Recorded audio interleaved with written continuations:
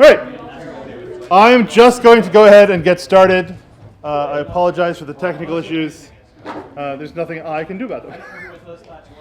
So, for those of you who don't know me, I'm Chris, but for the purposes of the next hour, I'm Dr. Buettner, because the reason I'm talking about this is because I am a chemist by training, and someone decided to let me bring my last special interest to a HEMA event. I'm already the dance guy who does sword stuff, now I'm the chemist guy too. I'm going to be talking about this book. This is Jeff Say's, so be very, very gentle with it if you want to come look at it later. This is a 1625 print of an older book.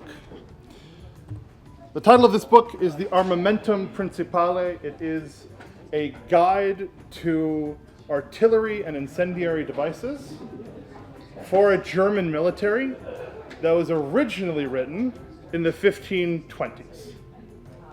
Okay? It comes with the delightful subtitles, as you do in books of this age, of War Ammunition and Artillery Book, described within how an armory, including all munitions and accessories, are ordered and should be maintained, of saltpeter, sulfur, and coal, and how its powder can be beneficially used in many patterns, of braking equipment, fire arrows, wild and tame siege arms, inlaid and murder fires, and other equipment for powder and firework making. What they're saying in all that is we're going to blow some stuff up, we're going to set some things on fire, and people are going to die. In this particular context, braking equipment is physical siege equipment. So there's a whole series of things in here that are like how to rip down doors, how to rip the hinges off of things, that kind of physical siege weaponry, and the rest of it is very explodey siege weaponry and interpersonal weapons. This is what we would call a firework book. It is a genre of book, the same way a Fechtbuch could be considered a genre. There's a lot of these running around in different parts of Germany in different time periods, and they go back as late as early as about 1420 is the date applied to the oldest one we have. Most modern scholarship agrees that that date is wrong, but they don't give us a better one. So we just know that that one's probably not right, but that's really all we have. Much like many of them, and much like some of the Fechtbooks, these are not necessarily original works. These are in many cases reprints or amalgamations of other previous works. That shows up particularly in this one, in that he repeats himself and gives the same thing many different names. And the more I read about it, the more I realize he's just saying the same thing in different ways because he mentions them one place and then never mentions them again. This particular one, we don't have a known urtext for these. We don't have an original manuscript that we think it comes from, but it has pieces from various other ones that we are aware of. This one is a very updated one. It is from 1525-ish by a man named Franz Helm. He was the artillery master in Cologne for many years, and this is his second manuscript. So this is an updated version already of his own work, but also involves other people's work as well. This first print, which this is a copy of, is from 1625. Some of you may know little bits and pieces about it.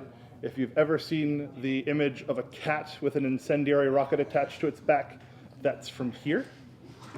I will not be going into that too much today, but that is part of one of the how to take a city you can't take is steal their pigeons and their cats, attach incendiary devices, send it back in, and they'll burn the place down. At this particular time period, there's not a huge amount of writing on how to organize and do warfare. One of the most prominent series and volumes on this is Leonhard Frundsberger's work, which is a very large set of volumes on how to do war. He himself in that book claims this is the first time it's been done since ancient Rome. I don't know if that's true, but he says it is. And one of the other taglines in this, when he is doing the sort of typical 16th century, my dear honorable gentlemen of the council, and so on and so forth, is that he puts a little line in Latin at the end, which is, in English, happy is the city that in times of peace learns the things of war. And that's kind of his pitch here. Historically, what was going on in this part of Germany at this time period when the original text was written in the 1520s was some building tension with the Ottoman Empire. This book was published in Bavaria, and so the Duchy of Bavaria did eventually enter into some combat with the Ottoman Empire. There's wars all around Germany or the Holy Roman Empire in the 1620s, where you are in the 30 Years' War. There are also multiple peasant uprisings. And the 30 Years' War at this point, which is deep in southern Germany, is not yet in Bavaria. It's on the other side of southern Germany, which at the time was a separate princedom. And so the Bavarians weren't stressing too much, but they also decided, well, maybe it's going to come our way, so maybe we should be prepared. And it was in that context that he published this copy of the book. I then provided you guys with a lovely map of the time period and where this city is in relationship to the other kingdoms. Sorry. Nice, easy map to understand. In the typical sense, the big red outline of this map, if you have the things, is the Holy Roman Empire and its various bits and pieces. And you'll see in a modern context that this is, if you have any friends who served or were stationed in Germany, directly north of Landshut and directly east of Nuremberg. So it is in northern Bavaria, but it is southern Germany, and it's on the border with the Styrian duchies and with some of the other Austrian groups, but also close enough to Hungary, which will be an issue in a little bit for them, and close enough to the Ottoman Empire that they are in the sort of second line of defense against Ottoman invasion. Some of you may have heard of the Styrian Armory. It was one of the biggest armories in Austria, meant to outfit 15,000 people against the Ottomans, and that is, in a modern setting, a 6-hour drive south. There are a couple different sections of this book. The first is gunpowder and how to get the materials that you need, how to purify the materials you need. The way you do that then affects other things, so there's a whole bunch of discussion on the methods, the mixtures, what makes good gunpowder. They don't tell you why, they just say this is a better gunpowder. Then there's a section on siege weapons, artillery, and then the rules of artillerymen, or Büchsenmeister, which is also copied from previous books. It's sort of a 12 rules for good artillery masters. They are deeply esoteric. I was going to add them to this, but I'm still having trouble making sense of them. So the book starts with a list of materials that all good artillery masters should always have. What's weird about this is that there are some very obvious ones: charcoal, sulfur, saltpeter, which you need for black powder. Some binders and things like various alcohols and oils, things like hemp and linen cords that you need to make some of the devices. And then we'll get into the list of things that are very different and sometimes unexpected, either because of where you'd have to trade with to get them, or because I didn't really understand what you needed them for to blow stuff up with, but we'll get into that. It'll be very helpful now, but the basic modern gunpowder, smoke powder, so black powder in a modern context, but with other things added, is a mixture of saltpeter, charcoal, and sulfur. They are, by mass, 75% saltpeter, 15% charcoal, and 10% sulfur, usually-ish, as a general baseline starting point. Because I'm a chemist, the molecular formula for what happens when you set this on fire is also below that. But what's interesting about that is that by molecular mass, you get a different breakdown of what's needed for this reaction to occur. It's 80-10-10 rather than 75-15-10. And you'll see that it varies even more when we look at some of the historical powder mixtures. What matters is that in this mixture, these three items each have a distinct purpose. Charcoal is the fuel. We need a carbon source in order to burn things. We need an oxidizing agent. That is not necessarily meaning that it has oxygen. In this case, it does. But for the chemist nerds, oxidation is a loss of electrons that often happens through oxygen because it's capable of doing that. And reduction, which is the opposite, is the gain of electrons. In this case, oxidizing agents make things go boom. They're the way we generate gas in this particular setup, and in a lot of explosive setups, oxidizing agents are the things that kick things off and are often a provider of oxygen that allows gases, in this case carbon dioxide and also nitrogen, to be formed. And it is compression and keeping pressure on gas that gets too much for the container it's in that causes the explosion. Yeah, we'll see you tomorrow. That's also affected by temperature and pressure and all these other things, but that's the basic idea. Sulfur, in this case, functions kind of like a catalyst in that it allows the ignition temperature of this reaction to be brought down. Without sulfur, you can make saltpeter and charcoal catch fire and explode. But to do that, you need to reach very, very high temperatures.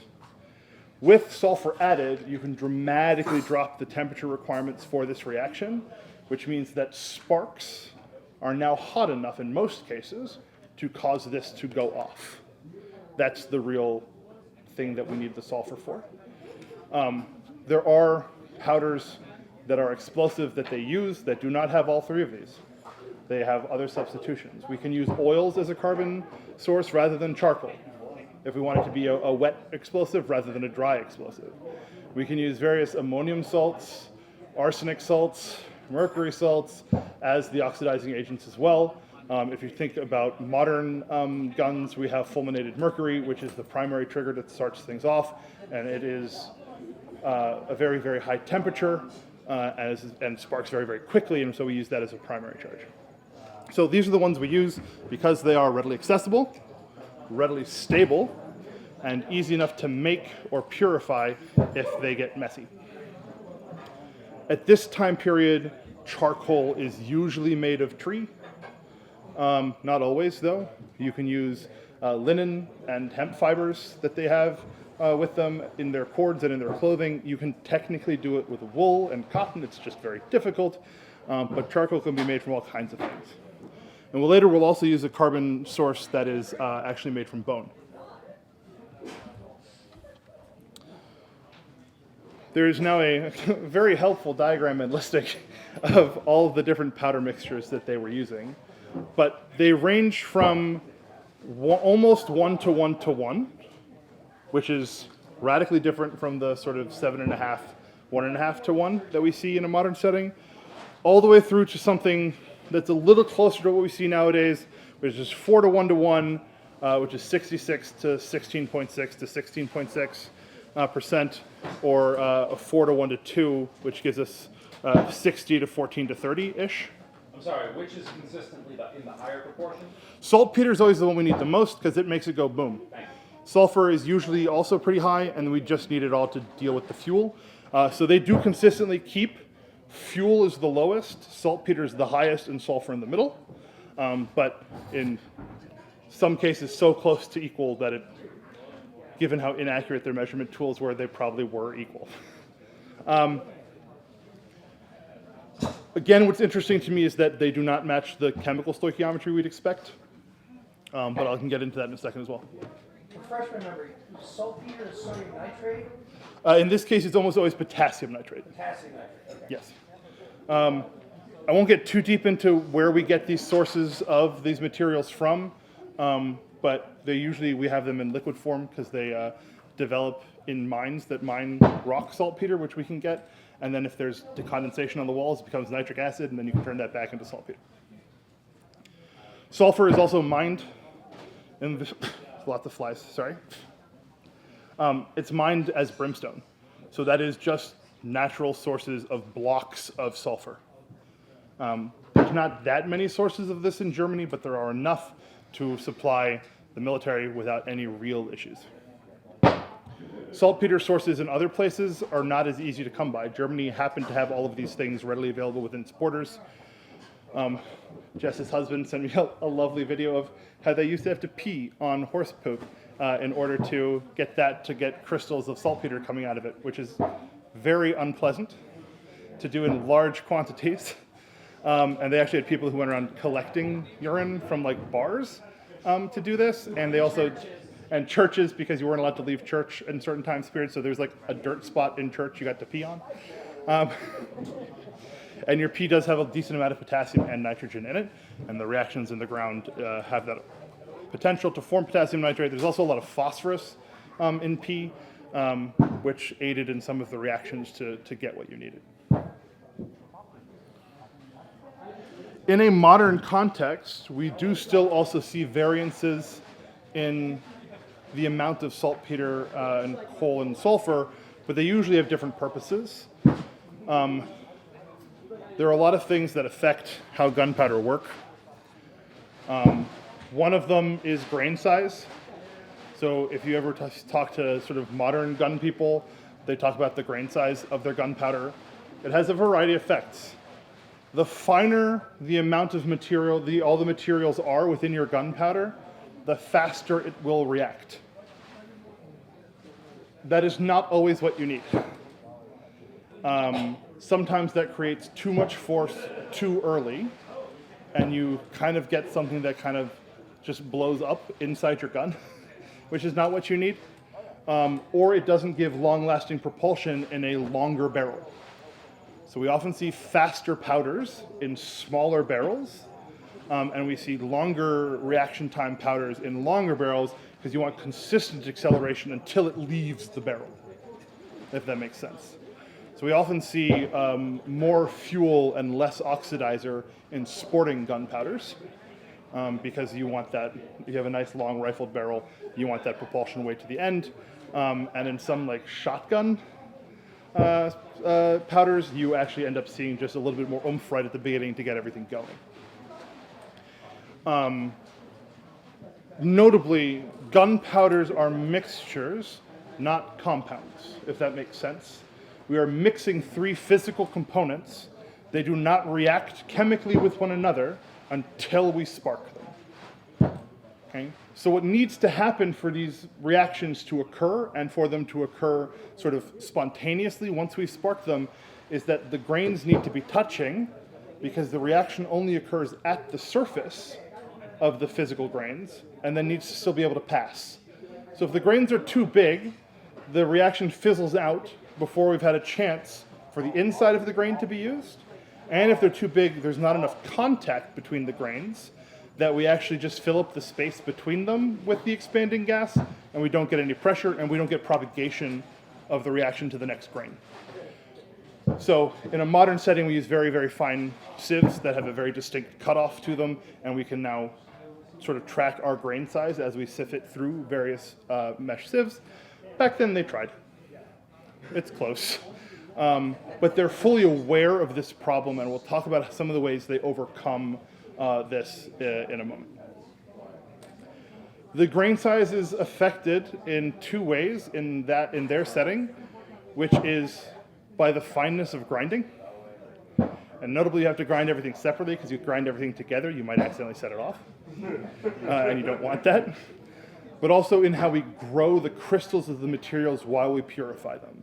Saltpeter in particular can form very, very large, fine crystals, very, very like specifically shaped crystals. We do it kind of like rock candy. You can create a solution and stick a cord or a stick in it, and then let that dry, and you'll get like crystal growing up the stick or the cord, the same way you would do with like rock candy. But that also requires you to have a super concentrated solution, and that can get complicated, and if you do it wrong, you start to form a lot of acid, and then you smoke yourself with acid, and that's all bad. So this is actually surprisingly sophisticated chemistry that they're doing, and they all are not chemists doing it. They also are working very directly with apothecaries to get a lot of these materials, because they are very specialist materials in some cases. And I would imagine they're getting some sort of teaching from the apothecaries as well on how to do some of this, because your average soldier at the time would not have had anywhere close to the education to do this. The other thing that affects how my powder works is its purity. The more junk inside my powder that is not what I need to be in powder reduces the speed of the reaction, can interfere with the reaction, give you side reactions that are bad, can cause thermal and chemical breakdown within the powder. We'll talk about this a little bit later more, but potassium nitrate, when it gets too wet, can form acids. That's bad. You don't want the acids ruining your experiment. or in this case, your experiment is shooting somebody. And so also when we store these things, we often store them in liquid form because that can be safer, or we store them in tinctures, which is an alcohol. And so our purity is created by various distillations and recrystallizations and sublimations as we take these materials from storage through to preparation for combat. Again, we also have to pack them and store them and move them. And sometimes we use organic materials like cotton to pack things down. So if there's too much moisture, that'll soak up in the cotton and it'll stay in and it'll have contact issues, and that's also how powder can go bad. Also, we need an ignition source and a temperature. We have seen in many a wonderful and terrible movie someone putting modern bullets onto a frying pan, turning up the frying pan, and then the bullets shooting. Depending on the mixture and depending on how good your stove is, that can actually completely destroy the powder. Sulfur can, at low temperatures, begin to sublime, which means it'll go from solid to gas relatively quickly. It'll also react with air when it does this. If the sulfur becomes gas too slowly for there to be an effect from that, you can just smoke off the sulfur. And then you have to be hitting temperatures that are almost 700 to 800 degrees higher in order to spark the reaction. And then most of the things you do for this, if you're not using a modern fulminating charge as a primary explosive to set off the gunpowder to set off the bullet, they just don't work because the sulfur evaporates off. Because we're using some very coarse methods for this at times, we can also get very inconsistent powder. It's not mixed correctly. It shakes when you're storing it and you're traveling with it, and that'll actually separate it by grain size. You have to remix it, and there's ways to deal with all of this, and we'll get into that. So they have a couple other different types of powder that they mention very specifically with a purpose. I don't know if you've read any of the book sources, but like, here's a thing, here's another one, here's a third, this one's good, and that's all you really get. And they do that too. There's like 3 pages of it. Here's another powder, and it's different, and they don't tell you why, or what's good about it, or what it does. But they do mention a few. One of them is for large cannons, a specific powder for that. And what they actually do is take sun-dried gunpowder, that they really do try to get all the moisture out of by laying it out on trays and baking it in the sun. They then wash it in brandy, to remove any impurities that would dissolve in brandy, which is partially alcohol, partially water, so you kind of get a mixture of inorganic and organic solutions that you can pull out of that. Dry it again, and then you have these like trays of what is very similar to sort of like when you make candy in sheets, and then you kind of have to break it up. And they actually suggest taking your big knife and just whacking it into little shards. And then they actually use these chunks and shards of powder and stuff it into the cannon. So even if you spark all of them at once, it gives you a very consistent long-term burn, which is what you need to launch a large cannon out of a large bore thing. You don't want it to go all at once because it needs to be more consistent to shove it out. They also work with what they call wet powder, in where you take your gunpowder and you grind it as fine as possible. Again, soak it with brandy. Make like a dough, almost, out of it.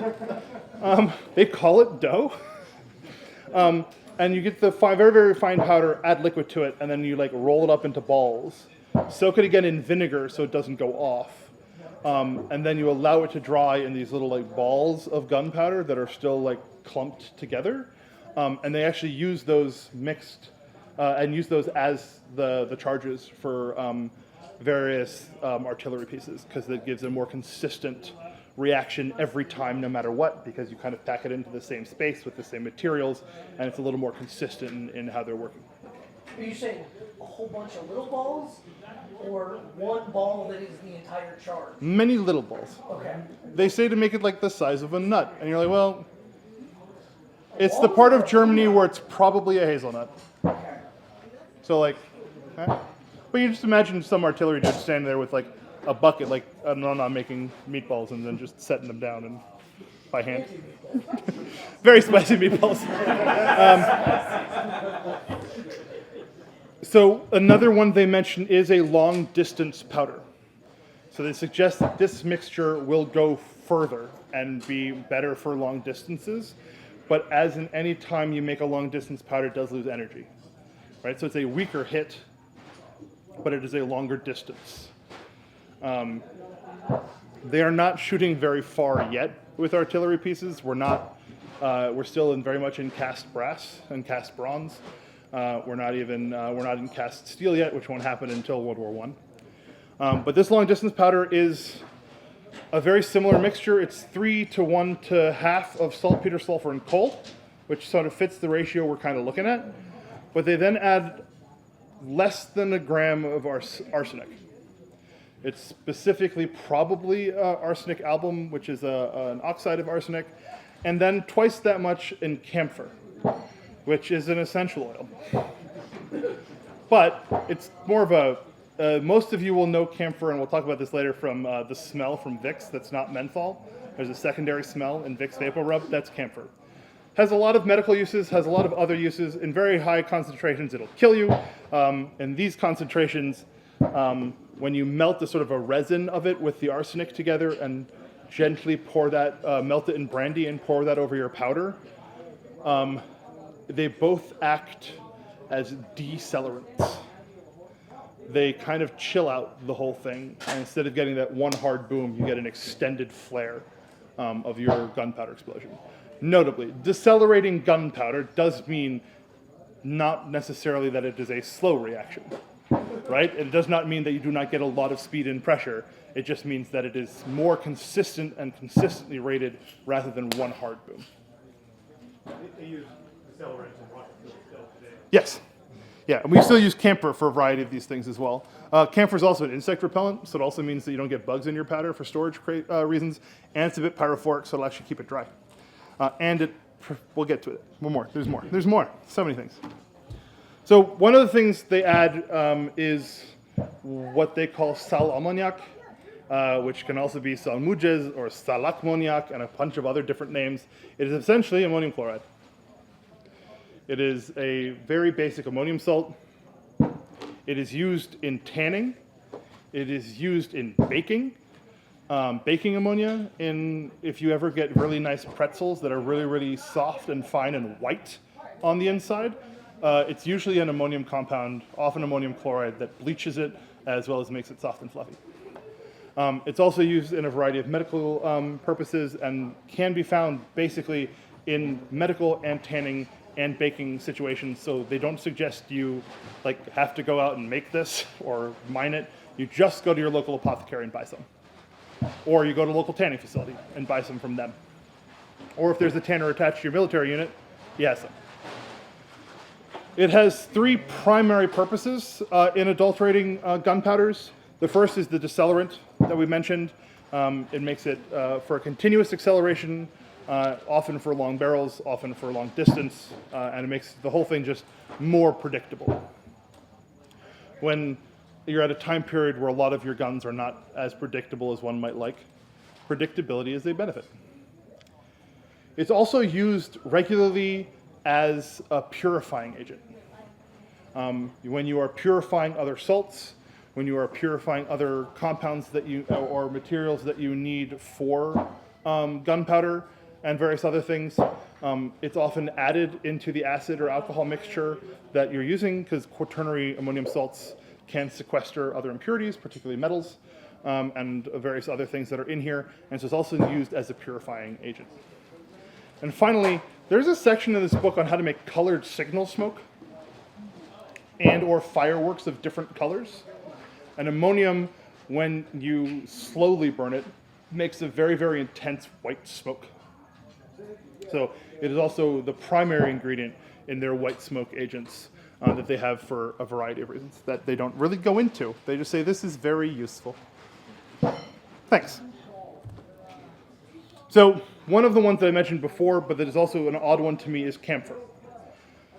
Camphor is an essential oil and resin that comes from laurel trees, none of which are native to Europe. They are primarily found in Asia, particularly in China and just down from China through to Indonesia, and in South America. While we do know that we had German military in South America at this time, we did not have a set trade route in a big way. We did have pretty good trade routes through into Asia at this time period already, but they would have to have been sourcing this from well outside of the country. Luckily, it is a very long shelf life. It is medically used as an antiseptic. It's antibacterial. It's a decongestant, which is why you get 10% camphor in Vicks VapoRub. At 11%, it becomes illegal because at that point it might start burning your skin.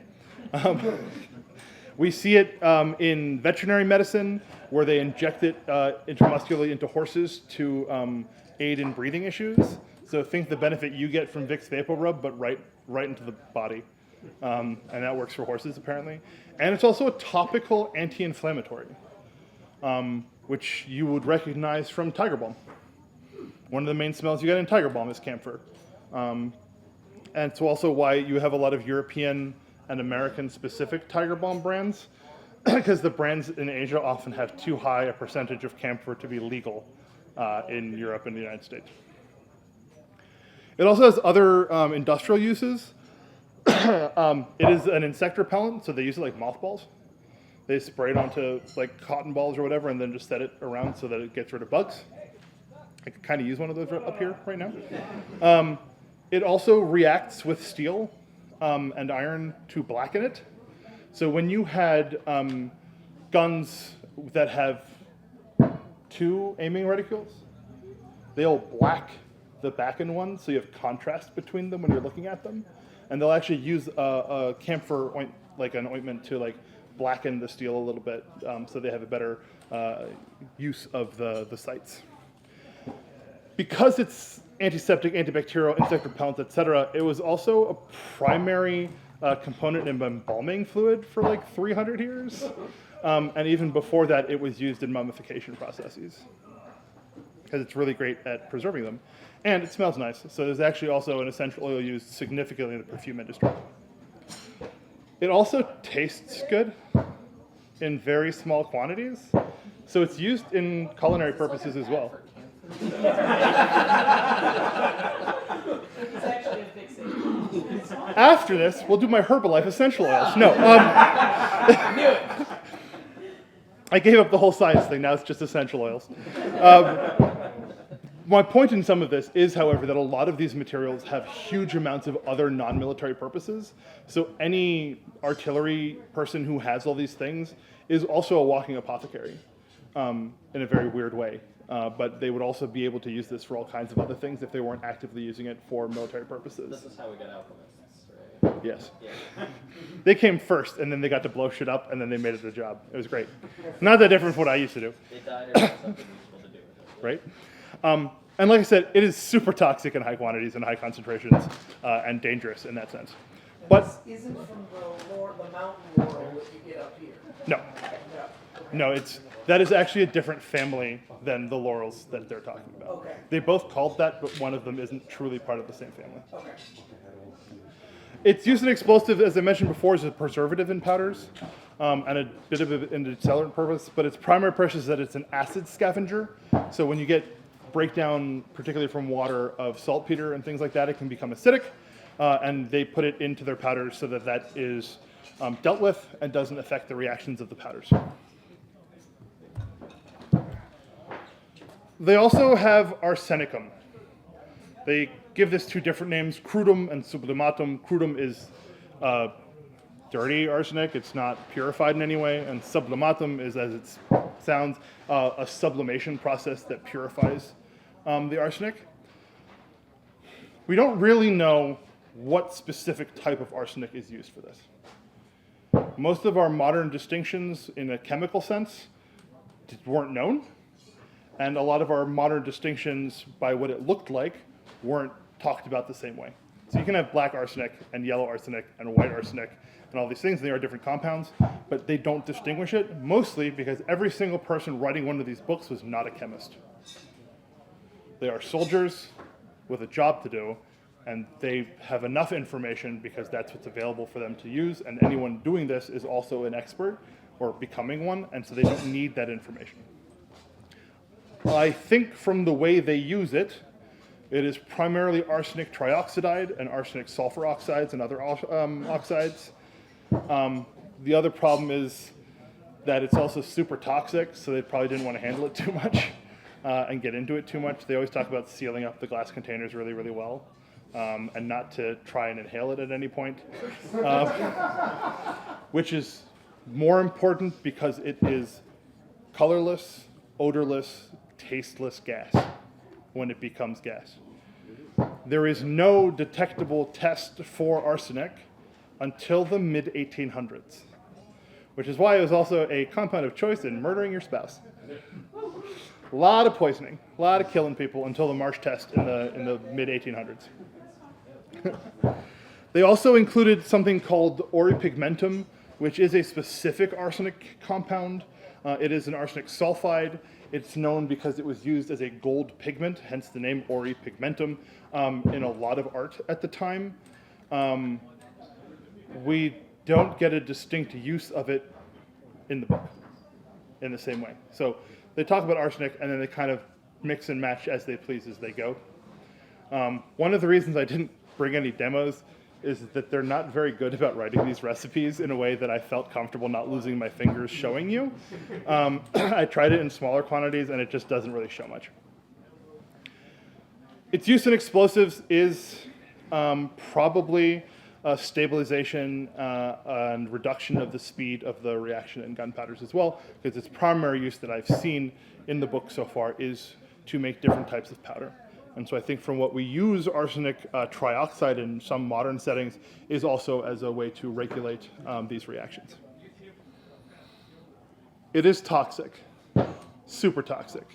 So we'll talk about how they also used it to kill people in non-powder form later. That's when we get to the war crimes part. Well, no, I lied. I put it right here. I thought I said it. No, it's arsenic for chemical warfare. We have three primary families of arsenic-based war crimes that they did with this. The first was poison barrels. They took like beer barrels and wine barrels, filled them with horse manure, straw, and gunpowder as a base. Added in one of them, they had a bunch of sulfuric acid and arsenic. And then they add a wick, and then they throw it at people besieging their city and throw it off the walls and light it on fire on the way down, and explodes and covers people in exploding horse manure, shards of wood, and sulfuric acid and arsenic. This is bad news all around. This does, in fact, kill people. This is not allowed in the melee. Nope. Just throwing out there. They have another version of these barrels that are full of arsenic and henbane. Henbane will make you trip balls and then pass out. Question? Yeah. Those allowed in the melee? Just gonna be flat out, none of the things that we talked about in this class are allowed. Please do not take information from War Crimes 101 for personal use. They also made fragmentation grenades. They have very, very intense sections on handheld grenades, essentially, like little bombs that you just light and very like cartoonishly throw at people. But they were made of ceramic or metal, filled with shards and needles, and then a bunch of other toxic stuff. Arsenic, mercury, excrement, all kinds of gross stuff. And these exploding ceramic pots also may have used arsenic and mercury compounds inside of them that when they reacted with all the other stuff in there created a fulminating charge, which meant they exploded again. So there's a chance that people go, oh, it boomed, now we can go in, and then the fulminating charge would go off and explode a second time. These are so unpleasant and so dangerous and so unkind that they are in a section labeled Use Against Unbelievers and Enemies of God. They specifically state that these are not an acceptable thing to do against Christians. This is on a list with things like torn and serrated arrowheads, poisoned arrowheads, and some of these other things. To get an idea of how horrible this must have been, wait till we get to the next things where they're like A-okay. Totally fine to kill people who are Christians with, and then let's go back to this one so you'll realize just how messed up that is. The other thing they use arsenic for is napalm balls. It's not actually napalm because napalm is a chemically distinct thing, but it is napalm. It's pine resin, pitch tar, black powder, arsenic, and some oils that when you set it on fire burns continuously and slowly and creates a choking, blinding poison gas. I have personally been hit in the face with sulfur oxide gases, which is a horrible choking brown gas that no matter how little of it gets into your mouth, you will start choking uncontrollably for an extended period of time. It's because the airflow on one of the experiments I was doing wasn't working. So instead of it being sucked off, I ate it. But this is supposed to generate a thick black smoke that is kind of oily and sticks to things and sticks to the inside of your throat and is genuinely pretty horrific. That is acceptable to use against any enemy. One of the other things they have is mercury, both again in the crudum and the sublimatum. So the crudum is just quicksilver, right? That is what you think of when you think mercury, just flowy silver liquid. If you've never played with pure mercury before, I have. It picks up dirt really crazy. It picks up dirt the way, like, you know those little hands that you could fling out and stick to things? It picks up dirt like that. It is also incredibly heavy. If you've never held it, it's very, very dense. And again, also very toxic. It does go through your skin. You're not supposed to roll it around in your hands. Nowadays, you put gloves on and then play with it if you're in a lab. But for a long time, people would just have it on the shelf and like pour it out and let their kids play with it. It is a lot of fun to play with. It has very weird friction properties. It's a good time. I do not suggest doing that without professional supervision. So you brought some. Hey, No. I'm professional. The friction properties are weird. They used to get rid of it in labs in Britain by pouring it on the floor, and then it rolls to the corners and sinks under the floorboard. So when they ripped up the lab that I had been working in for 3 years, they found 600 kilos of mercury under the floorboards. Just under the floorboards. Yes. Like, not no more space, just under floorboards. Yep. You guys So that have beats my no story. rats or anything. Like a thin film of your Else problem, that's what they're- No. What we did, however, was an inhaling mercury problem because mercury has a very low vapor density, so like it sublimates into the air. So like I was standing in a lab for like up to 25 hours a week in a room that was probably had a bunch of mercury in the air. You'll definitely die of old age. Chemists die of cancer or equilibrium. It's fine. We go till 110 or we die at 40. So we know mercury was added to incendiary devices for toxic gas release, because if you light it on fire, it does in fact release gas. The sublimatum react is when you take quicksilver, mix in verdigris, mix in salt, cook it for an extended period of time, and then distill it and sublimate off the mercuric chloride that you get from that. Mercuric chloride is a worse version of mercury fulminate. So it can be used as a primary charge to set off other charges. Or it can just be an accelerant. Interestingly, if you mix it with ammonium chloride and camphor, and then pour bad dead powder onto it and cook it a little bit, the powder you get back out of that is functional again. So it's also used as a rescue for bad powder. I do not know how this works. I have yet to find any explanation of what exactly they mean when they say this, but it is also usable to make quiet powder. We can add things to explosions to make them boom louder. In firework terminology, it's called the salute. And I'll talk to you about how we can make that bigger later. But they make what they're calling quiet powder by replacing the charcoal with oak gall and mercury. Not a clue how that works. What is oak? How long do you have? It is a way of preparing parts of oak with iron and chemicals to make black dye.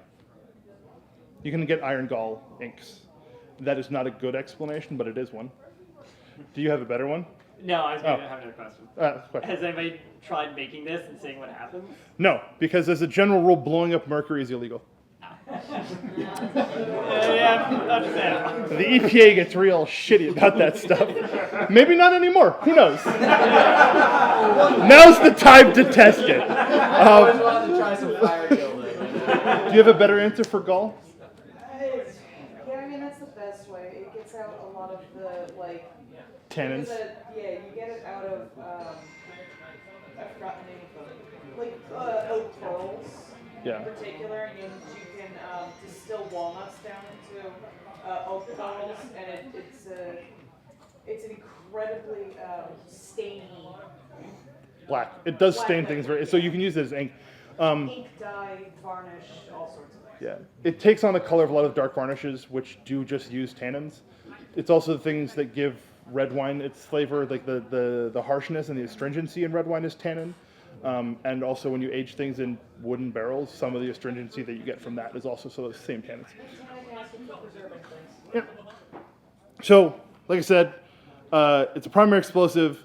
They also sometimes also roll the mercuric chloride around the outside of flaming hand bombs because it sets off the stuff on the inside.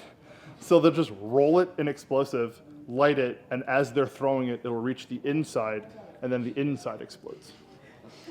And they specifically call this out for flammable incendiary handheld grenades. Because why not? So you're supposed to light it with it in your hand. Yep. So you're holding a burning, this is fireball. Yeah. And then you're standing at the top of your besieged castle. There are people at the bottom, and you go, I yell, I cast fire. I assume You wear this is like gloves? some sort of flow with your lighting. no, it's mercury fulminate. Oh, just straight up. It's dangerous as hell. And some of them they suggest using in wick, and some of them they just don't. I don't know if it's if you're going to light something on fire in your hand, maybe have a timer, but they're artillery experts, so maybe they don't need to be told this, but they do call it out in some places and they don't in others. You have the official artillery manual to fuck around and find out. Yes. To be fair, a lot of manuals are like that. One of the other things they use is something called atrament or atramentum. Atramentum just means it turns things black. In ancient Rome, we had at least 3 different versions: an ink, a one for shoes and leather, and one as a varnish. And they specifically say the one for leather is very, very toxic. They give you no other explanation for what the difference of these things is. In many cases, it is something we would call soot black, which is when you burn something in a manner where the fuel is not fully used or not fully burnt off, and you get soot, which is what happens if you say take a wax candle and you put a spoon over top of it, you'll get a collection of black soot, right? Something like methanol burns clean. So if I take a purely a methanol lantern and light it and put a spoon over it, you get nothing but water, right? Because water is a side effect of combustion. So you just get clean fuel off that. But soot black, in this case, is often done by burning bones. Ian, did you have a... Yeah, modern days, going back to your comments on blackening sites, it's very common to use basically an old miner's torch they used to put in their hats, burns horribly, and blackens your sites wonderfully. Yep. Incomplete burning gives you soot. And so bones don't burn well, as a general rule. You have to get incredibly high temperatures to break bone down to ash, which is why crematoriums are a thing. Okay? So if I just set a fire, put bones on it, and then put a lid over top of it, I'll collect soot black on the lid. Its primary purpose is as a desiccant in black powder. Because it is still primarily carbon-based, It does not affect the reaction because it's basically still very close to charcoal. But it is a little bit better at absorbing moisture because it is a much finer powder than anything else in the mixture. So it is a way to collect water from the anything that gets into the powder, and is again used as a preservative to keep it dry. Wet powder does not go off if it's standard powder. It's also used in something they call a strong fire. Ein starkes Feuer. That's all it says. But what you end up using is a bunch of attrament, and we're talking attrament from multiple pounds of bones, raw sulfur, oil of egg yolk, which is a weird extraction where you just extract all of the fatty and compounds from an egg yolk and make it into an oil. You mix that and cook it together.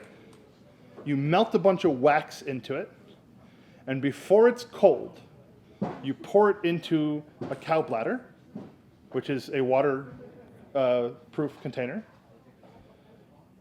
Tie it off, coat it in standard cooking oil or like some sort of mineral oil, seal the whole thing in wax, and then you put it away. As soon as you open it and dump it out, air contact makes it catch fire. It is also, because it has an oil base and a wax base, when it is burning, sticky. It is an air-activated napalm that cannot be put out with water. And we can use these on followers of God. This one I want to try. But it can't be put out with water, and it says that if it touches wood, the wood will instantaneously catch fire. So if you're burning someone's house down, in a siege, notably, not just arson, this was used for that. You could just cut them open and like throw it on things, and the fact that it was in the air would catch it on fire. We were discussing earlier that we still do this as a demo with a different chemical nowadays. We take tertiary butyl lithium up in a syringe and launch it into the air, and it just catches the air on fire. This is like a less sophisticated and also a little bit less scary version of that, because if you try to put out T-butyl lithium fires with water, they will just get worse. Someone have a question? Yeah. Is there a chance the wet soot, you said that was to make more boom, or something along those lines. Could that be acting the same way as like water methanol injection in internal combustion engines in World War II? Not that I know enough about to comment on. Okay. This is a little bit out of my normal wheelhouse. I make drugs. I don't make explosives. I should note, I make medicines. In our field, we give them the same name. Like camper. I make chemo for the most part, actually. Another thing they have is what they call Spatengrün. This is just verdigris. It's copper oxide. It's got its primary purpose in creating color. It's meant for blue and green flames normally, and then blue flames when mixed with chloride salts. So if you have an ammonium chloride and a copper oxide in a firework, it will go off blue. So these were used as signal flares. Another thing that it can do in fireworks is that if it's bigger grain rather than very fine powder mixed in, is that it'll cause sparkling effects.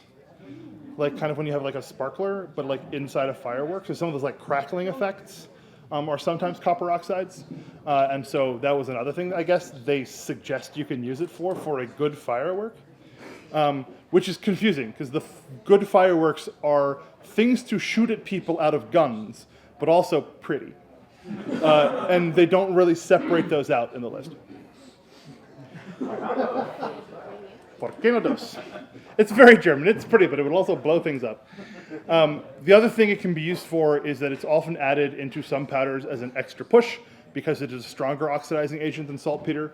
And so in very small quantities, they tell you to like scrape it off of copper and then mix that into the primary charge. And it gives the primary charge a little extra boom. And not just boom, but also heat. So if you need your primary charge to be hotter, copper oxide can do that. They don't really give a reason why, but I imagine it's because some of their mixtures have higher flash points, and so that they use that to spark things off that need a little bit more heat. So those are all things they use to adulterate powder. They have a second section on firework adulterants. Notably, when they say firework, they do mean anything used to catch things on fire. And we're not talking like bottle rockets, we are talking dangerous war crimes. One of those they use is turpentine.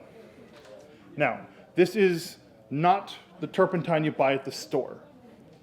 This is the resin of turpentine. It is what you pull directly from conifer trees. It still functions as a solvent. It still functions as a mixing agent because it does dissolve things, but it is a thicker resin. And when it dries off a little bit, you do get like a gummy thing. You have to clean it up to make it into what we consider turpentine. It is also insanely flammable. It's used as in mixtures of various other things to take lantern oil and increase the brightness of the lantern. So they say if you're in a really, really dark space and you don't have any other natural light and you really need to light the place up, you add resin of turpentine to your lamp oil and it gives you a really, really, really bright flame. Can you do that with modern turpentine? No, because modern turpentine is a distilled version and you'd probably end up blowing up your lamp rather than making it brighter. We'll get to what you use that for in a moment. But it's what they would refer to as spirits of turpentine or oil of turpentine. That's the modern version. Because all that other stuff is just waxes and gums that you find in the tree. They sort of give it a thickness. Now we're getting to the war crimey bits.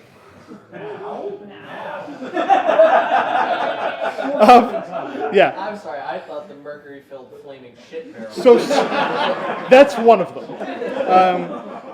But this, notably, again, to think back about what we had the conversation about some things aren't acceptable to use on Christians, everything we're talking about now is not on that list. You use it in sieges to increase the dangerousness of the burning oil you're about to pour on people. We've all seen that movie. They go into little murder holes, they pour down the burning oil. What they do is they mix turpentine resin, various oils, sulfur, and pitch, which means it can get quite hot, it gets very sticky, it burns very, very bright, it chokes you out because sulfur is unpleasant.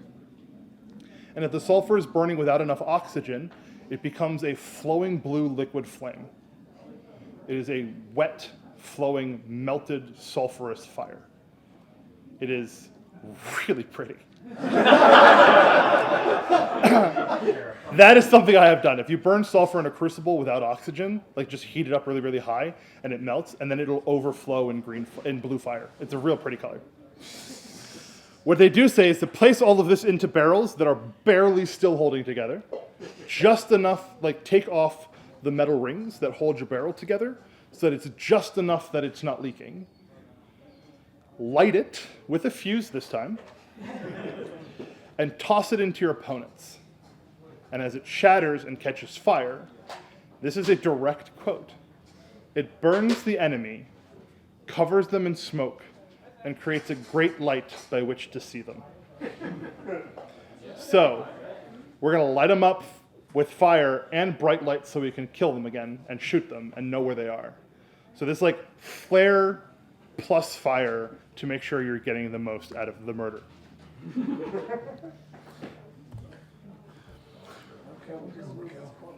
They also have something called gloriat. And gloriat is oil of turpentine or spirit of turpentine. So this is what we would in a modern store find if we asked for turpentine. It's a distilled version. You just heat it up and the stuff that comes off of it is the clean, nice, like lighter, liquidy version. It's used predominantly in this case in water-activated explosives. Right? These are not explosives that we light with fire. Oil of turpentine has a low flash point. The flash point of turpentine is 35 degrees Celsius, or 95 degrees Fahrenheit. This is the temperature at which you keep it. If it is hot enough and something sparks it, it will catch. The auto-ignition temperature is 220 degrees Celsius. So if it just reaches 428 Fahrenheit, it will simply instantaneously catch. That is any... Boiling water. Boiling water is not quite hot enough. Just a little bit above. Right? But it does mean if I heat up a steel wire and put it through the air across a vat of spirit of turpentine, it will simply catch. However, if we mix it with quicklime, egg yolk oil, as mentioned before, and balsam oil, the quicklime will start to break down. Naturally, quicklime always does. Quicklime is not a particularly stable thing. But its primary breakdown components are calcium oxide, because quicklime is basically chalk, which is calcium carbonate, and water.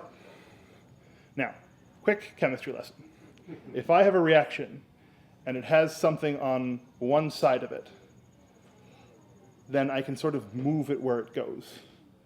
But if I can pull that out, and weirdly, they do say that this is how this works, is that when you wash it, it actually pulls the reaction forward because you're removing some of the materials that are on the other side due to solubility changes. And that reaction is exothermic enough, which means it creates heat, that it'll flash over the turpentine. So if I take this mixture and pour it into, say, troughs, or set it open in barrels in places where the enemy might be walking, and it rains, it will explode. So these are not things that you could spark it with like fire if you wanted to, because it's turpentine, but again, you can just pour water on it and it will explode. Relatively unpleasantly. Part of that is also the balsam oil. Balsam oil can catalyze that breakdown of quicklime because of some of the things that you find in the essential oils, like cinnamonic acid. But it's primarily just like ripping the quicklime apart hard enough that it explodes. Would blood be able to set it off? Or is it too much? Probably not enough, and it probably won't mix well. That's probably the bigger question, I think. You'd probably get more stuff, other stuff happening with blood. Yeah. Now, mind you, if you want to write a book and you want a person to prick themselves and drop it and it explodes while they run away, I'll accept it. I was thinking about flood arrowheads.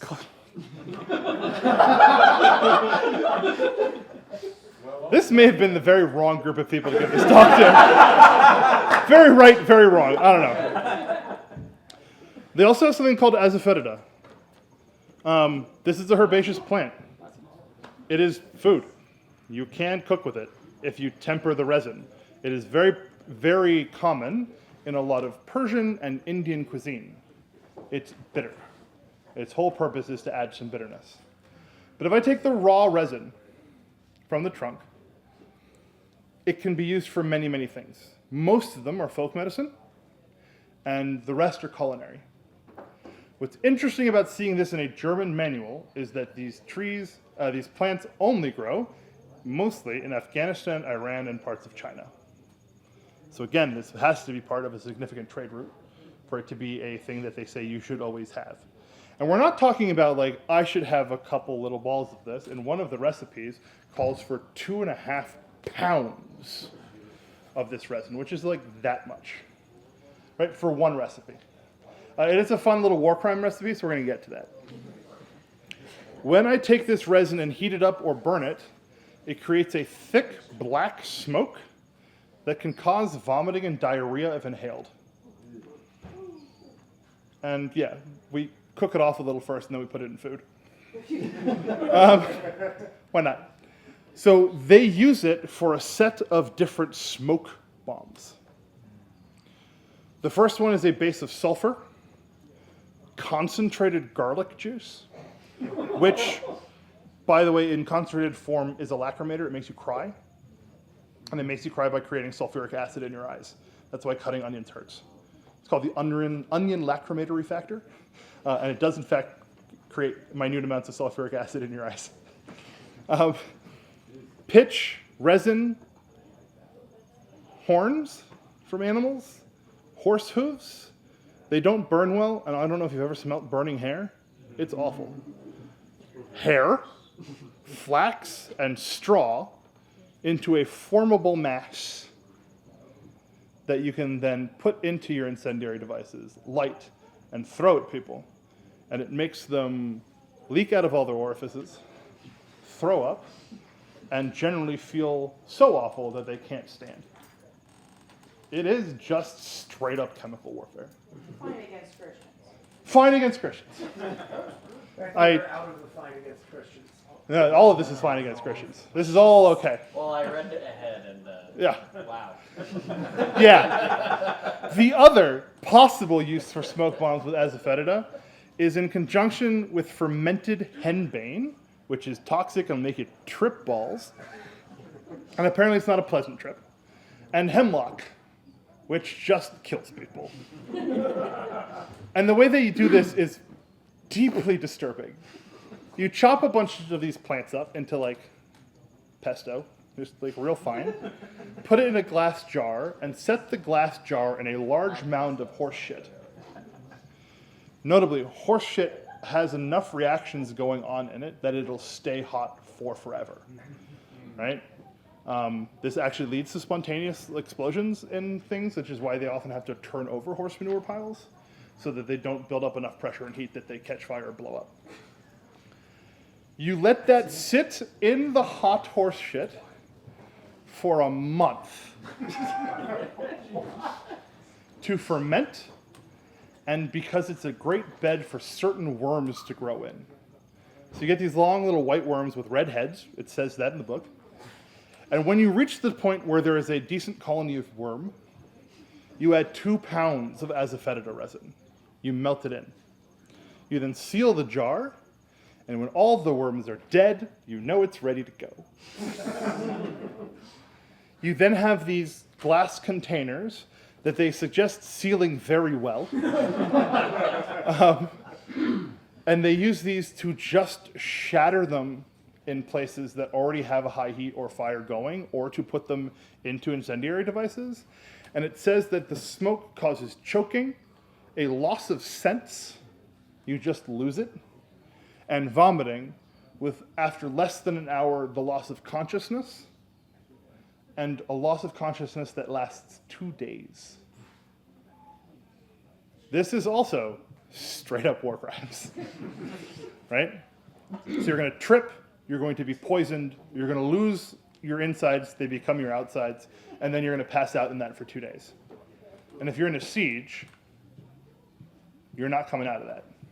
You will die. Unless the people using this are nice enough to collect your friends' bodies from the edge of the wall, which not really.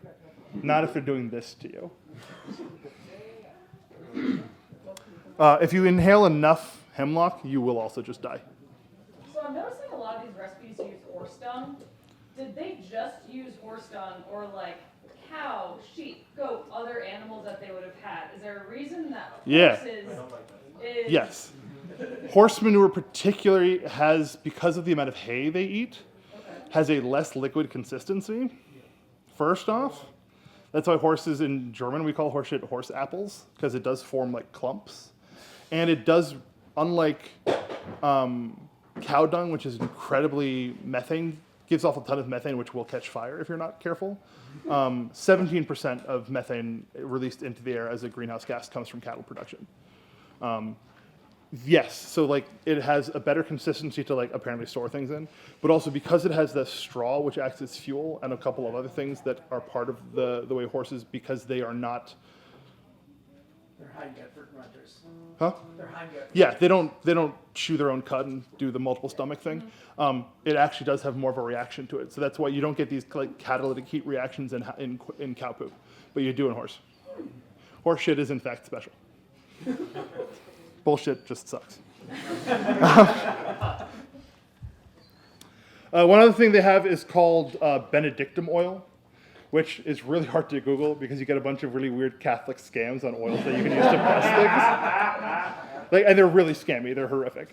And I really don't know how this works. I kept trying to look at it. I cannot make heads or tails of it. They take bricks and powder them, add flax oil, heat, and then extract what comes out of that. I don't know what they used to make bricks in 16th century Germany. Presumably red clay with stuff in it. I don't know what it is. Other recipes call for, and then you add lime and the extraction. But other recipes actually call for aluminum salts, lime, and copper.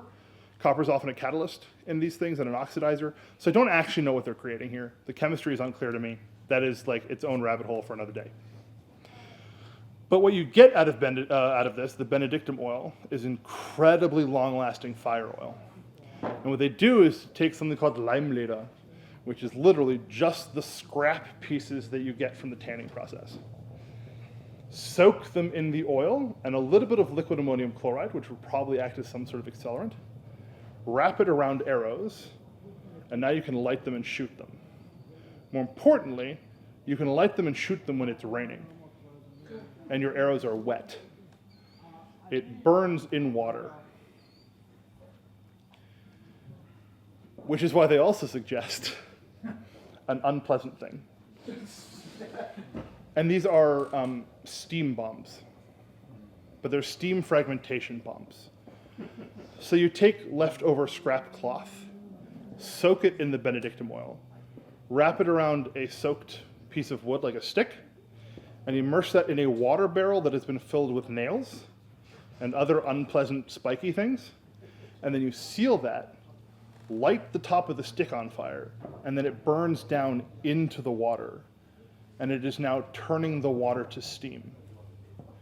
Before you start this, they suggest wrapping chains around the barrel tightly.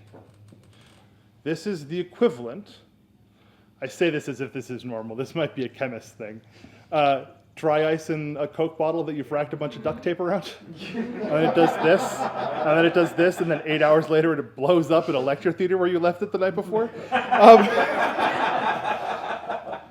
Never happened, I promise. And it creates so much pressure from boiling the water, and as you boil it, it expands and expands and expands until it reaches a pressure that explodes the chain.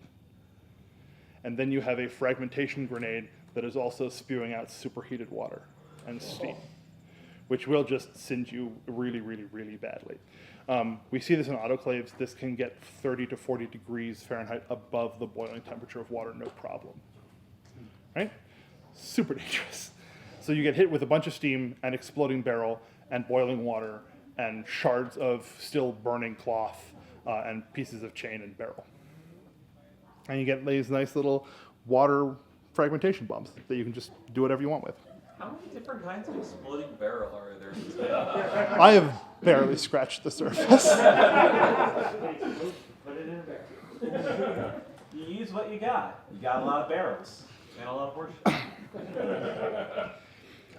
They have a couple other little oils that they talk about. A lot of the oils that they mention are not given a specific purpose in the book. My assumption is that a lot of the oils are interchangeable. They also have some very fancy named oils that are not just like flaxseed oil or nut oils or whatever. And I don't know what any of them are because they don't mention them again in the book. A lot of things they mention, they talk about how to make it. But some of these oils they do not mention at all. One that they do talk about a little bit more is something called tartary oil. They make it from what are called whinstone or Weinstein, which is actually crystals of tartaric acid salt that precipitate out when you basify what's left over from wine must. This is just cream of tartar. Yeah, it is just a salt of tartaric acid. It is not that dangerous at that stage, unless you're a dog or a cat. Grapes will poison your animals, and they think it's because of the tartaric acid content of them that we now know more about, that is actually what's killing them. That is awesome. I have always wondered that. Yeah, it's just tartaric acid, and they think that's what is actually toxic to dogs. So also don't let your dog lick your cream of tartar, I guess. You then bake it with lime. This creates another reaction. It makes a more stable salt and gives you calcium tartarate. It does not even mention once what it's good for. Zero indication. My assumptions are that we use tartaric acid as an acid regulator because acid makes your whipped cream fall apart. So or you make your meringues, so you use it to deacidify those things so they become more stable. But I found another source that states oil of tartary can be used to produce saltpeter crystals. And this is going back to our forbidden rock salt, and that it actually may help and facilitate the speed of crystal growth when you make a concentrated solution of saltpeter and you mix in the tartaric acid as well, and when you soak cords of hemp in it, and then they hang them up right above the liquid line, and they can actually use that to grow crystals. I think. Yeah, it's the forbidden rock candy. I don't like it. It's very bad. If you lick that, it might stop your heart. Or if you have a bad heart, it might actually be fine, because we do actually lick nitroglycerin and saltpeter stuff for some heart conditions. But if you don't have one, don't do it, because then it might be bad. So talk to your doctor first. Yeah, no, but not that kind of doctor. They also have a few other things. One is called Spießglas, that is spiky or awl or pike glass. It's called this only because it is a vitreous solid, which means that it is a glass, chemically speaking, which means if you take this material and you liquefy it and you pour it out, it forms like sheets of glass. You then can break those up to store them. They are spiky, hence pike glass. Its primary uses are it's antimony tartrate, we think. In industry, it's used as a mordant in dyeing leather and fabrics. It's an insecticide. It's also one of the first antiparasitic agents we ever had to fight syphilis. You used to get enemas of this and mercury compounds to fight your syphilis. Notably, almost all early antiparasitics are let's kill the parasite before you die. The one that I worked on when I was getting my undergrad was actually an arsenic-based compound, and we injected that into you and hoped that it killed the parasites before you died. I was working on a better version, I should say. It's for a disease that's 100% fatal, so it's still sometimes better, but also there's a 10% chance of turning you immediately blind, permanently. We also think it might be something that we reacted to create antimony trisulfide, or it's used in reactions with a lot of sulfur. This is one of the things that we use to create better fireworks salutes. Antimony compounds have a very high energy density to the point of being not useful for a lot of things that we need high energy density for. Like in batteries, we use lithium, which has a very high energy density, which means you can get a lot of energy out of it with the smallest amount of material. But with antimony, you get exploding batteries, so we don't do that. Its primary reason is to give a good bang. It's a noise-creating explosion, and it's often used as a primary explosive. In a modern setting, we use it in percussion caps. So our little percussion caps give a little bit more noise than one would expect for the tiny amount of explosive that's in them. In this case, they used it as a primary explosive to set off other explosives to launch very large balls out of cannons, or random fireworks out of guns. They have a whole section on fireworks that you can stuff into your gun. They have like ballista bolts that are like rocket propelled to shoot out of your gun. It's insane. These people were nuts. I didn't get into that, unfortunately, but that's for another time. So you're saying they made missiles? Yeah, but handheld rockets. Yeah. They made little RPGs, honestly. Some of them were ballista bolts that you shoved into your arquebus that had an explosive charge attached to them. Actual RPGs. So you light them, you shoot them into the wooden wall of something you're besieging, and from enough of a distance, and then the charge explodes the wall. A part of the way they did that is with a material called colophonium. It is a soft pine resin. It's relatively solid. It is a little bit malleable, and its primary use nowadays is that it is the resin we use on bows for string instruments, which is relatively solid, but will come off if you wipe it on a horsehair bow. At the time, it was used for shape charges. They talk about like molding it into cones and using the shaped charges for various breaching settings, or to launch things like these ballista bolts out of guns. Like with like a cone of copper and... No, it is just a cone of explosive that you shove behind something you're launching. Okay, so it's not like a Yeah, modern... it's not like a modern RPG where you're melting the copper thing to launch out of it, but Okay. it is more like a shape charge. Wow, that's sophisticated. Okay. No, more like point this side towards opponent, you know? Okay. Like it's more Claymore instructions than RPG instructions. Your local Indian store may have this just on the shelf. Yeah. It also mentions that it is very smoky when ignited, and so they actually add it to some of the smoke weapons, but they also discuss the potential use of it in small amounts in tracer rounds. That if you add it to some explosives that you launch, it'll just leave a trail of smoke. So you can actually watch where it goes. They do have some incendiary charges as tracer rounds as well, for dark tracing, but you can also use this smoke line to follow what you're doing as well. And like I said, they have a couple of other like general materials. They mentioned having on stock sulfuric acid, various different types of cords and ropes that they often just use to like tie explosive sacks to things, or to create a body out of some of the like weird balls of explosive we mentioned, or to like make slings to throw those said things. And then a handful of oils, and I don't really see what the different oils are for, but I imagine they all have some purpose outside of, you know, tasting good in food. So they also are used for crystallizing things and purifying together and that kind of thing. So they're sort of just general tool items. As they said in that one movie, you don't ever leave home without rope. You never know when you're going to need it. Boondock Saints is the one I was looking for. And so that is just the list of materials they suggest you should have and some of their uses. We haven't even gotten into true siege warfare. It's more siege breaking. Like the henbane one, they say you can use it in an open field if you fill like wagons full of it and then light the wagons on fire when the wind is blowing towards your enemies.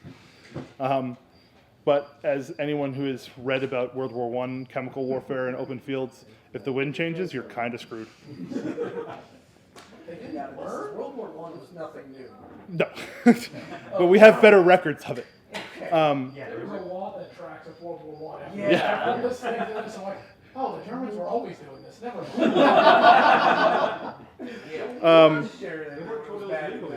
Huh? They weren't told it was illegal yet. We will follow our rules. It's a thing. But yeah, so we have physical siege weapons, we have chemical sort of acids and other things, and we have these explosive siege weapons. A bunch of incendiary weapons, devices, launchable fireworks, all these kinds of things. And then just some fireworks. And I don't know if they're meant as signal flares or something, but it's just like, here's how you make it like a little bottle rocket. And it's like, that's very tame compared to everything else we've done.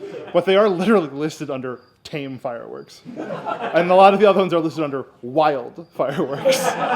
So like, I think they have some understanding of what's going on. And that's some of the ongoing research and translation. It's 150 pages. It's very hard to read.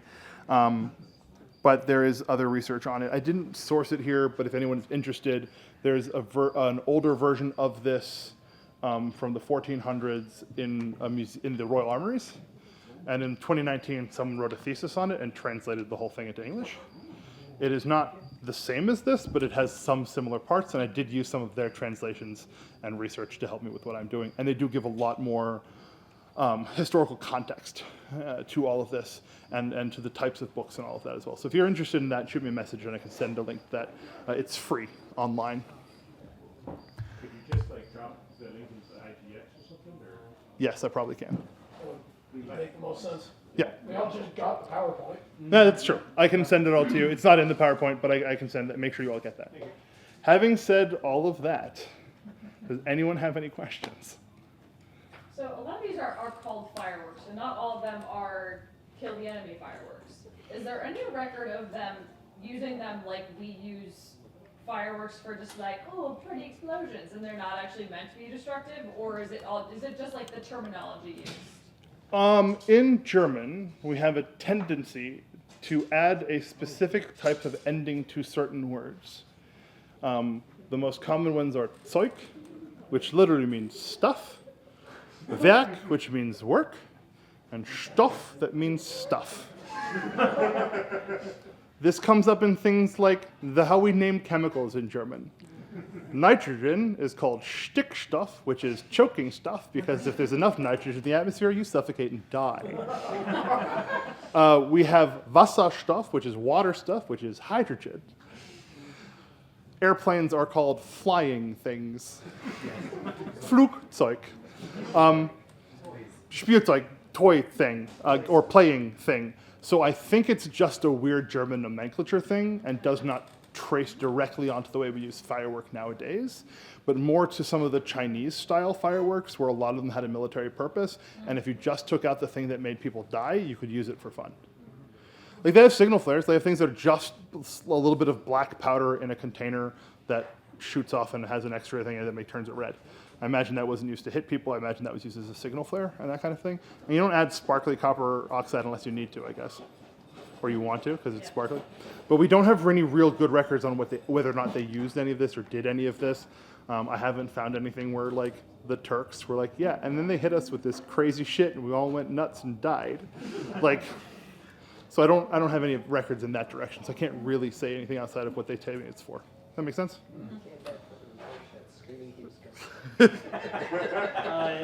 So some of them had very vivid descriptions of what they did to a person when hit by it. How would they learn that? The same way when you read a paper in chemistry from, say, the 20s, where, and my friends know this story, they love it, where they described hydrogen cyanide for the first time in a chemical setting and explain how it tastes and smells like. And then you find out nowadays that if you can taste the amount of cyanide in the air, you've taken 10 times the lethal dose. I imagine some people died. And given that at the time testing that on prisoners was reasonable and fine, I imagine that some of these things were just done on people, and I imagine a lot of it is taken from folk medicine. And we've known since ancient Greece that hemlock is not good.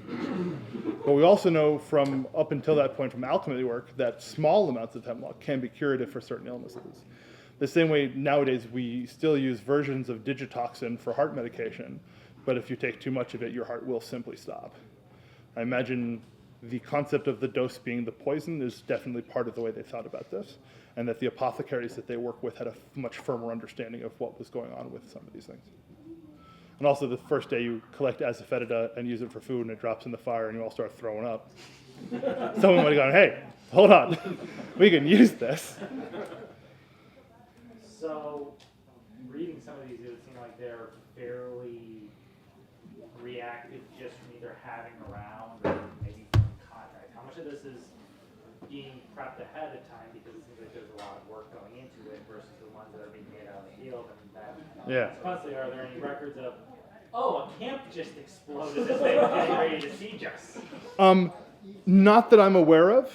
But I think the bits that I've talked to specifically, a lot of them are defense of castle. They are defense against being besieged. So I imagine they have time. And a lot of them say, if you're going to do this, seal it very, very well. Right? A lot of them where you dip the whole container in wax or oil or something to keep them airtight and safe. But yeah, if you got to take a month to make your vomit-inducing hallucinogen explosive in horse shit, then you're not going to do that in the field. Necessarily. So something like they're just preparing and keeping onto a battle just because of the... They probably have a lot of the raw ingredients and some of the purified ingredients on hand, and then they just mix them up as needed. Because all of this does come with how to prepare these from raw materials, and how to purify it, and how to clean it up if it goes off, and all that kind of stuff. So a go off as in like isn't working right anymore, like your powder got wet. How do I fix my powder that's gone bad? In the time period, if you had these materials in a castle, how many of these would be too difficult to prepare when the siege is already started? Not at all. None? No. Most of them barely require any glassware. Most of them say do it in like copper pots and stuff. Like I don't think they don't even list like the materials you need to do this stuff with because their glassware wasn't sophisticated. If you wanted to do a distillation, you had a pot and then you just had something you put over it and then like had like a hose or something into another space, or just put a lid on it and let it come out and condense down again. So you don't need like a specially prepared castle, you just need like a castle that has the right guy. Yeah, and most castles at the time had an in-house apothecary. Yeah, okay. Not even the big ones. Like Heidelberg Castle is not very big, and it had a very, very sophisticated apothecary within the castle grounds. And because most of them also took tribute and took taxes in the form of wine and brandy and that kind of thing, they'd all have barrels on hand and things like that. So a lot of what they need for this is probably readily available. So, there was some mention of using like copper salts and stuff, and then one of the things it was like, oh, also mixed with aluminum salts. Do we have any record of them using things like essentially early thermite or anything like things that use obviously aluminum used to be more valuable than gold, very very rare, so probably not that, but like using other metal powders as the fuel for just things that burn really really hot and don't go out. Like there's a bunch of other things that do similar stuff here, but we have they predominantly did it with organic compounds because it's easier. Purifying aluminum from bauxite is very hard. And does usually require strip mining, which is not something they did on that level. You can get aluminum from aluminum chloride with the right materials, and they do have some of the stuff that you'd need to get that, but the amounts would be very, very small. And copper as well, they did not use a ton of it in what they're doing here. I don't see any indication in these texts that they would do something like that. That doesn't mean to say that you can't, from aluminum chloride salts and rusting iron, make thermite, which you can. Making thermite you can make from stuff at the hardware store. I don't think they'd necessarily know that, but I think that they have certainly the capability, just not in large quantities. They absolutely wouldn't note this, but from what you've been researching, how many of these things can just go off if it's a little too dry and a little too much static? Like, e-safe is not something they had back then. Yeah. They might accidentally get there. What they very specifically don't have are grounded shoes. When I worked in industry, I had to buy special statically dissipating shoes to walk through spaces that had the big bags of powders of things. And seeing that some of their powder recipes start with the 5 times 100 kilo weights, they had a lot of this stuff. My thought from what I'm reading from this is that they kept it all very separate and they kept it as raw as possible, which means not in finely ground powder form, but in like rock form. So I would assume that most of what they did was not dangerous powders, because powder explosions happen all the fucking time, with all kinds of things. Like flour can lead to powder explosions. In modern settings, some of the worst powder explosions are non-dairy creamer. Non-dairy creamer goes off like fucking nobody's business. There is actually a Mythbusters episode on this. They did a fuel air bomb by pushing compressed air through a barrel of non-dairy creamer into a flare, and it goes off like a nuke. It's insane. But I would imagine that they do most of what they're doing in glass. That is helpful in what they're doing here, and they're using it a lot in like oilcloth bags, because they also have like the stuff to make oilcloth and that kind of thing. So I imagine they're keeping this as dry as possible. They're keeping it away from things, but they also have specific oils and stuff to be like, it's wet, who cares, we'll make it blow up anyway. So I think that's just the reality of their storage is probably a lot of it's underground, a lot of it's in rock, so it's not going to be completely dry. So raw materials to start with, purified along the way, then make what we need. To probably in some part to prevent that kind of thing. Regulation at that time period and best practices at that time period, like now, are based on watching other people die. So I'm sure there's some 150 years of don't do what that guy did. So I was just wondering, in that book, you said it tells you how to make some of these things. Is it like modern instructions where it gives you the step-by-step, or is it like French cooking cookbook where it says, do this thing that everybody knows, of course? It's halfway. Some of it is one part this, one part this, one part this, over a medium-high fire for this many hours, then let it cool fully to the touch, then transfer it, then do this, this, and that. Some of it is like, and then do it, and then there's a Latin phrase which presumably means a specific method that's never explained. It says, I think it's cum luto spansiense, or something like that. I'm like, and it's used like 27 times. And it's never explained, and I can't get it translated. I think it's to do it with a specific material smartly, but like, that's not helpful. Warning, this shit's dangerous. I mean, and I got into reading the old text so that I could read better sword book stuff by reading cookbooks. And like, yeah, no, it's my favorite cookbook recipe I have is add a handful of breadcrumbs, add a little bit less cheese, add spices, bind with eggs, boil.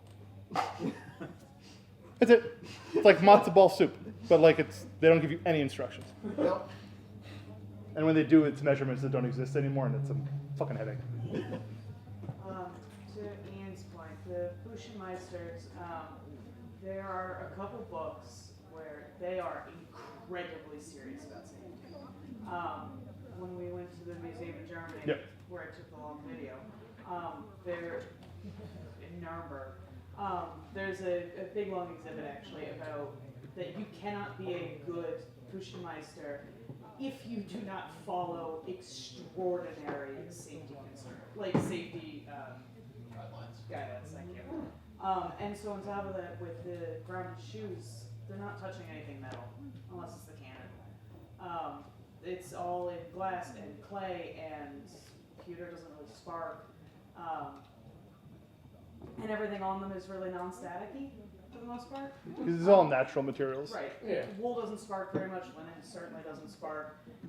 It's not like today where you're touching, metal tables in your metal car and you're, just like Polyestering up.